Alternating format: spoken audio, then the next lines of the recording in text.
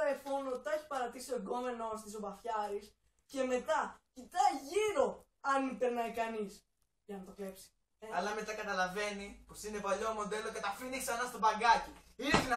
Βλέπουμε και λέμε Μπαφιάρης, τσαλεύτρια, εγκόμενο του Μπαφιάρη και ένα παλιό μοντέλο iPhone που το κλέβει. Το κλέβει. Και έχουμε τον κολλητό του που έρχεται και του κάνει γιο μαδαφάκα και μετά του λέει έλα πάμε να παίξουμε κάνα προ πετώντας του τα ναρκωτικά κάτω. Είναι δυνατόν. Του πετά τα ναρκωτικά κάτω ενώ αυτός έχει πληρώσει για αυτά. Είναι δυνατόν. Είναι κάτι παρόμοιο με Έλα ρε Σούγκαρ. Πώς ρε. Oh my god, ένας πιωμένος. Είσαι καλά. Άρε μαλάκα.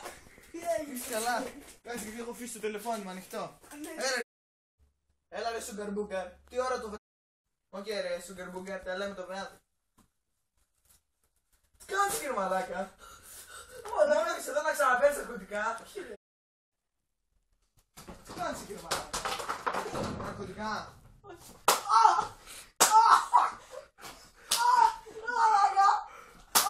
Και αυτό ήταν σήμερα το βίντεο. Τι κάνεις κύριε μαλάκα. Και αυτό ήταν το βίντεο για σήμερα. Θέλω... Ρε μαλάκα, αυτή είναι δική μου ατάκα. Πας και λέει. Δεν είναι δικιά σου αγόρι μου. Δικιά μου είναι. Κάτσε να δούμε. Δικιά μου είναι. Δικιά σου. Λοιπόν παιδιά, αυτό ήταν το βίντεο για σήμερα. Εντάξει, αυτά.